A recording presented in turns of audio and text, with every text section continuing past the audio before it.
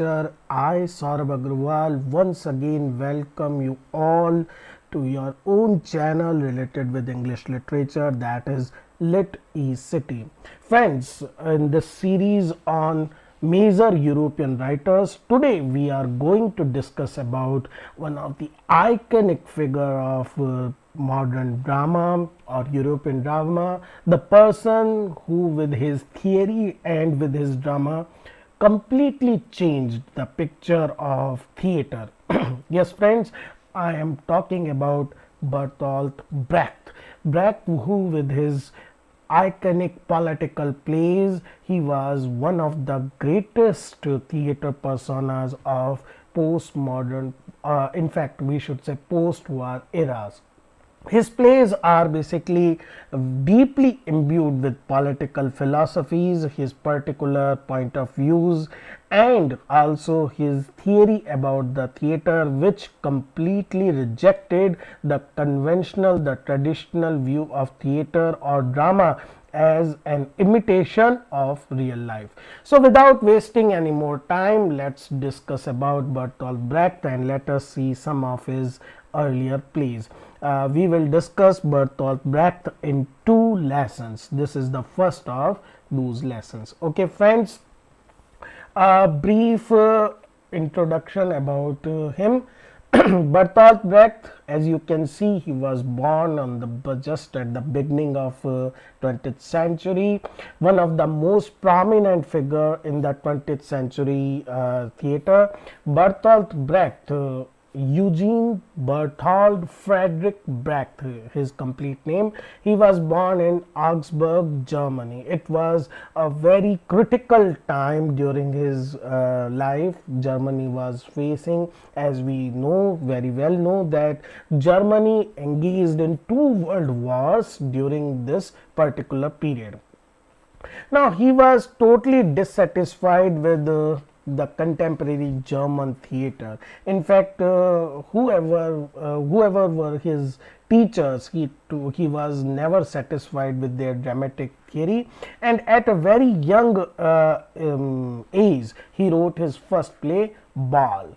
The story of this play traces the decline of a drunken and dissolute poet, and basically Ball, who is not a hero in traditional sense, and he rejects the conventions and trappings of polite society.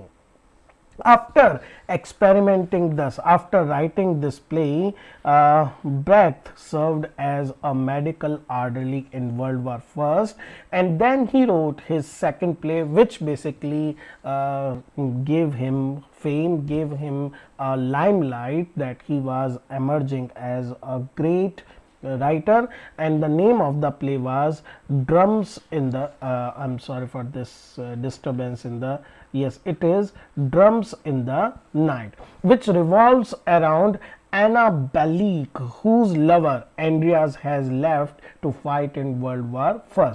Now, Anna's parents try to convince her that he is dead and that she should forget him and marry a wealthy war material manufacturer, Merck. However, in the final scene, Andreas return and the lovers are reunited. And it was first of his plays to be performed, and he filled the auditorium with banners instructing the audience not to become too emotionally involved in the play. Dear friends, this information is very important because this shows that even at the beginning of his dramatic career, Brecht was very much concerned about the relationship between the audience, spectators, and the drama which was presented on the theater. And after having performance of this play been done, he came with his particular theory for which we know him even today. Let's discuss about that thing. That is, in his early plays, Brecht experimented with Dada and Expressionism. These two were basically early attempts. ये जो Dada और Expressionism थे friends, these were early avant-garde kind of theater and poetic neo-conventions. In his later developed, he developed a style which was more suited to his own unique vision. Though he was quite influenced with this expressionism, but he wanted to do something different. He has certain new ideas. He detested the Aristotelian drama and its attempt to create an illusion of reality. We know right from Aristotle, drama is considered as a mirror of the real life. A dramatist attempt to show what is happening in the society, and his main motive of a dramatist is always to make a drama in such a way that the spectator can relate himself or herself to the drama.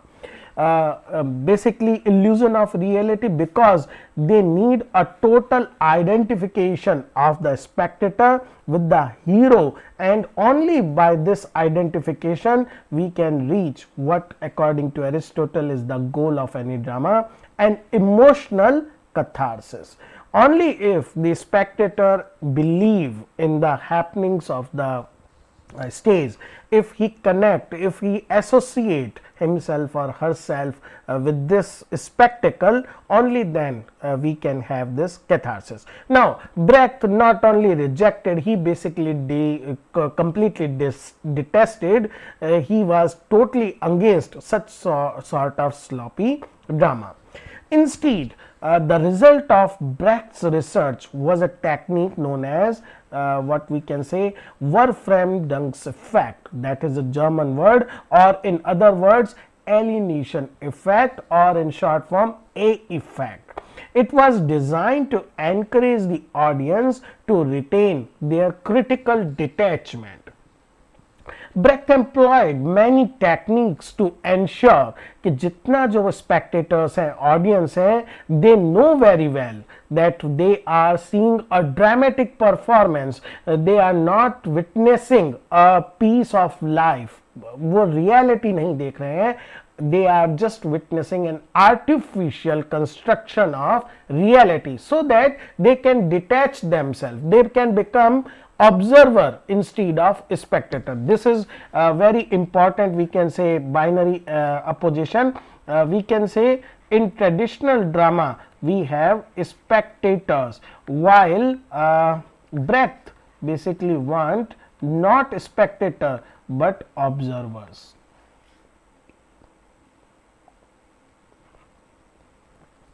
It follows the method of the epic poet's art, that is narration, which is to make the audience realize that what it sees on the stage is merely an account, that is not playing, that is narration of the past events, that it should watch with critical detachment. That is why we also know this particular kind of theater performance as epic theater, narrative or non-dramatic theater, which is based on this detachment. This term, my friends, is very important for all your competitive exams, in fact for your basic understanding of modern drama.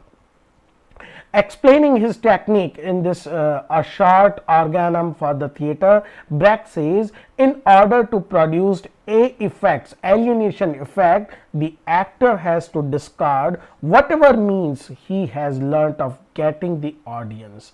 Basically what he wants to say that the attempt or the practice of the actor should be such that the audience must know that actor is not the character. These are two different entities. We can see with these two views, Brecht technique or alienation. Brecht's aim was to constantly surprise, shock and challenge the audience, reminding them that the play they were watching was simply a story being told to make a profound political point. This is important. Brecht know that drama is nothing but a presentation of a particular political point of view.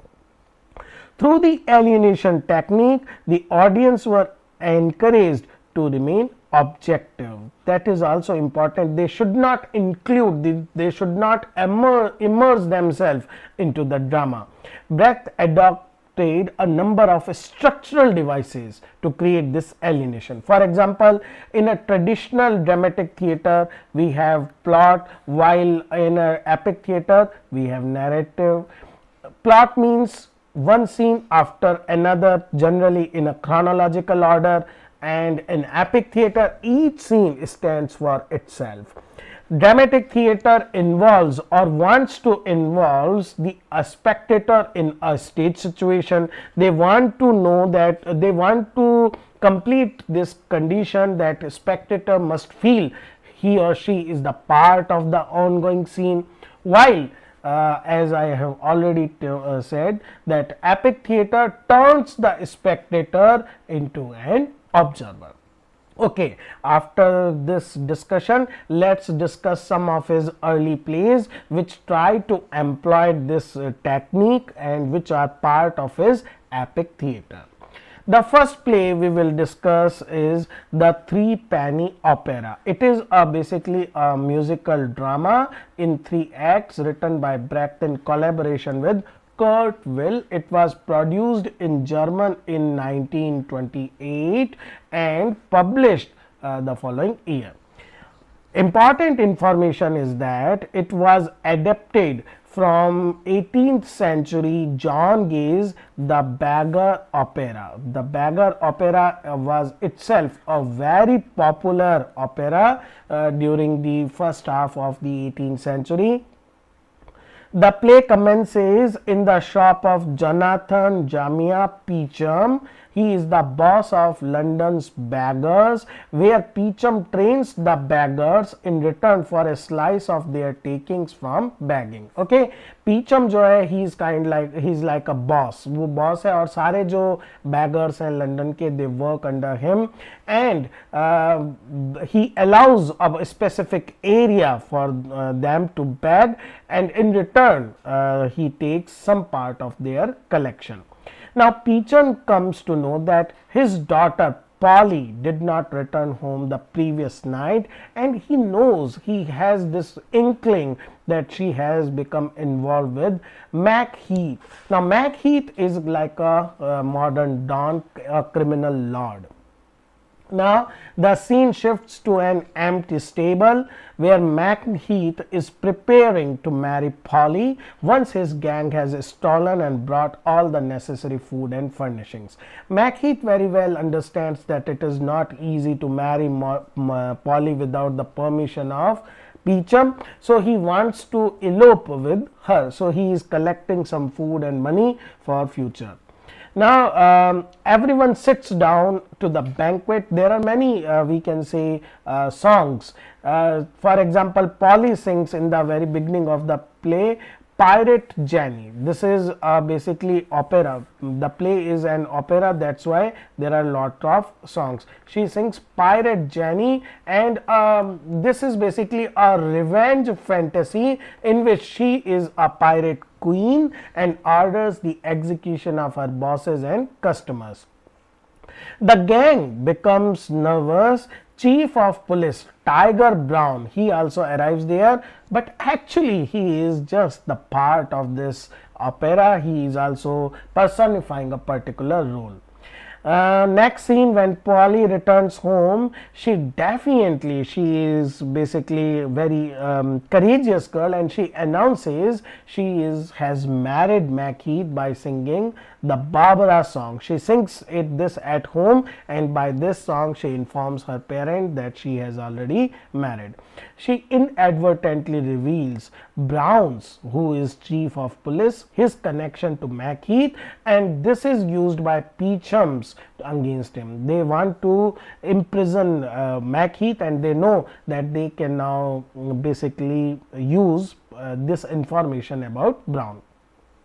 Now Polly persuades Macheath that Peachum has enough influence to harm him, and he makes arrangements. Macheath makes arrangement to leave London, and his bandit business, all his crime business, he basically hands over it to Polly so she can manage it in his absence. But before he can leave the town, he stops at his favorite brothel where he sees his ex-lover Jenny, and they sing their Pimp's Ballad, a tango ballad. They both have the name for this particular. So Pirate Jenny, Barbara song, then we have Pimp Ballad about their days together. Macheath doesn't know Mrs. Peachum has bribed Jenny to turn him in. So despite Brown's effort, Macheath is dragged away to jail. Now he sings the next ballad of this particular play, that is Ballad of the Easy Life, and with another girlfriend, Lucy, who is incidentally daughter of Brown, the commissioner of police, and Polly show up at the same time. Obviously there is a bitter argument, and we have another song in form of jealousy duet. So we have two more songs, Ballad of the Easy Life and jealousy duet. After Polly leaves, Lucy engineers Macheath's escape, and when Mr. Peachum finds it out, he threatens Brown to unleash all of his beggars during Queen Victoria's coronation parade, which will obviously very embarrassing moment for the police commissioner and the queen. So Jenny comes to the Peachum shop to demand her money for betrayal of Macheath. Jenny, the ex-lover who basically betrayed him, which Mrs. Peachum obviously refuses to pay. When Brown arrives, now he is determined to arrest Peachum. He is horrified to find beggars are already in position. Only Mr. Peachum can stop them. So now he has no more options, only to arrest Macheath. Macheath is back in jail. It becomes clear now neither Polly nor the gang members can raise any money, and Macheath prepares to die.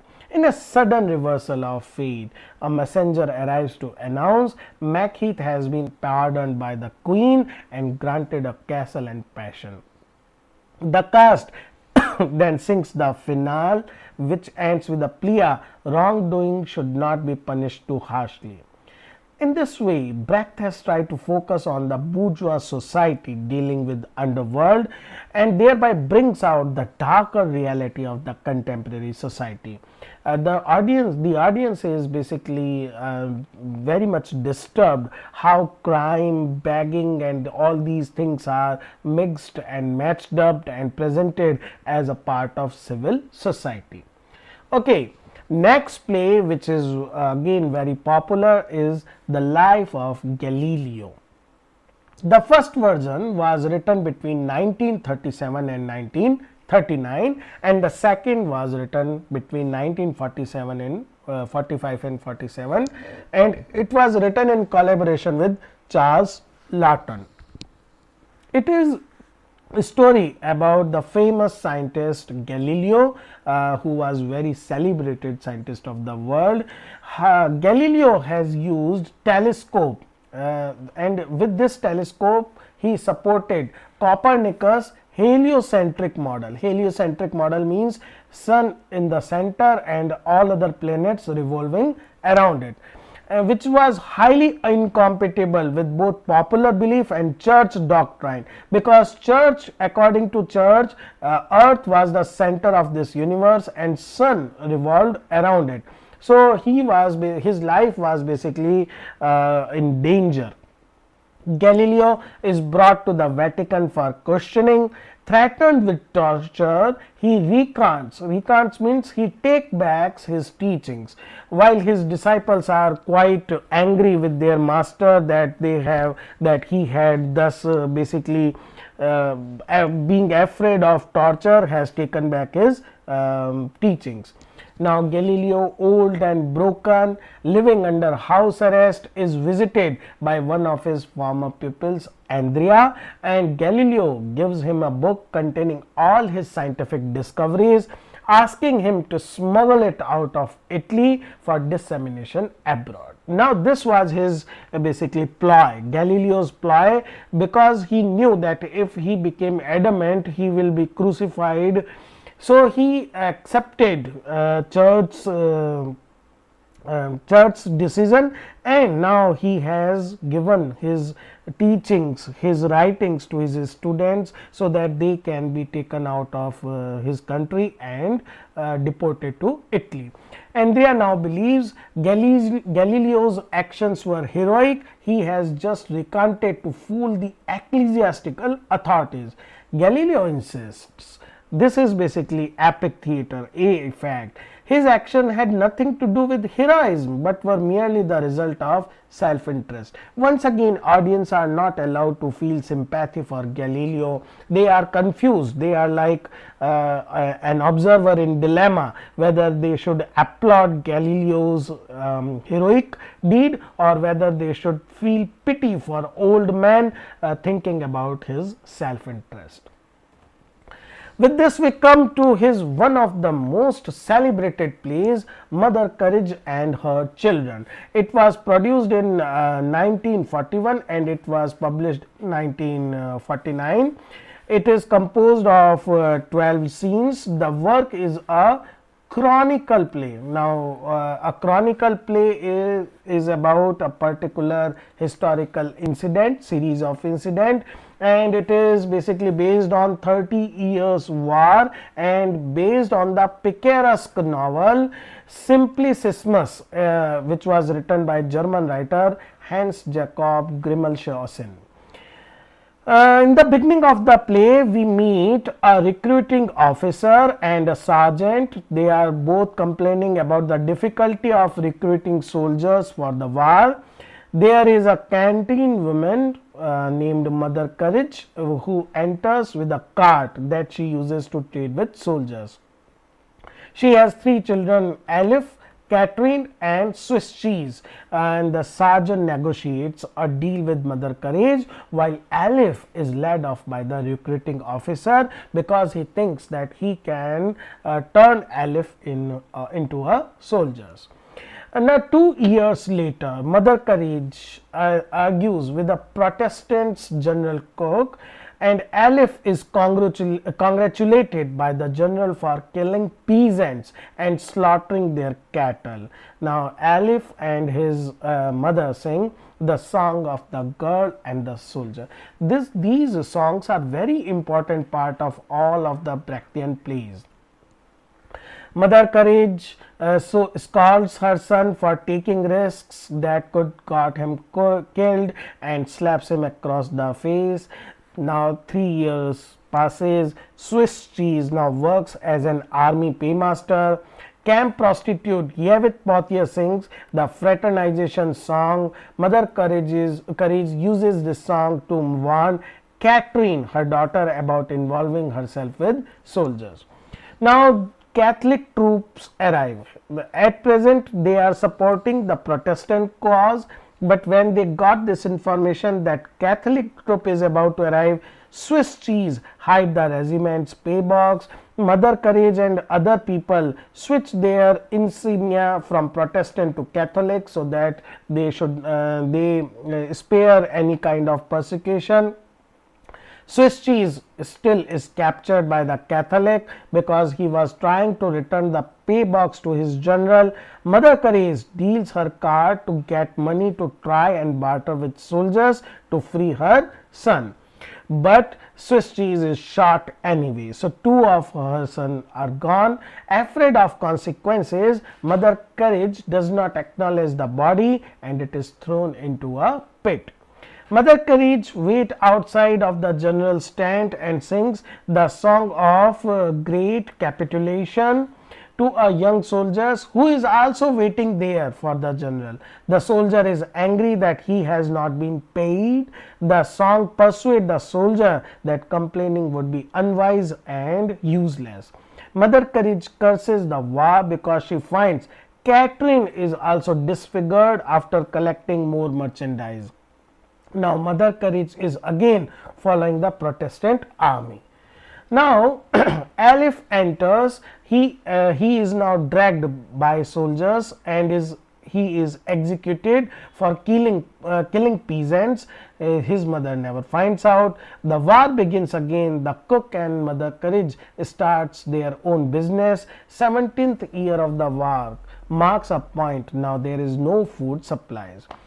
Cook inherits an inn in Utrecht and invites Mother Courage to operate it with him, but he refuses to take in Catherine. Mother Courage will not leave her daughter and they part ways with the cook.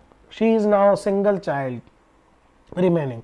Mother Courage and Catherine pull the wagon by themselves. The Catholic army attacks the Protestant town of Hall while Mother Courage is away from town trading. Now, Catherine is woken up by a search party that is taking peasants as guides. Catherine fetches a drum from the cart, climbs onto the roof and beats it. Though the soldiers shoot Catherine, she succeeds in waking up the town. Early in the morning, Mother Courage sings to her daughter's corpse, has the peasants bury her and hitches herself to the cart. Such a tragic story of this old mother who one by one loses all her three children. The cart rolls lighter now because there are no more children and very little merchandise left. So this whole play, Mother Courage and Children, shows the atrocities of war on common citizens. Brecht was completely against war, and this play is a beautiful presentation, a tragic, moving presentation of the horrors of the war. So friends, these were first few plays by Brecht, and we basically went through their summaries. You should read in detail about these plays if you are interested about learning about the modern drama. If you have any queries, if you require any material, you can contact me on the WhatsApp number 9887559339. Keep your love and support at your own channel Lit City. See you soon with more videos. Thank you friends.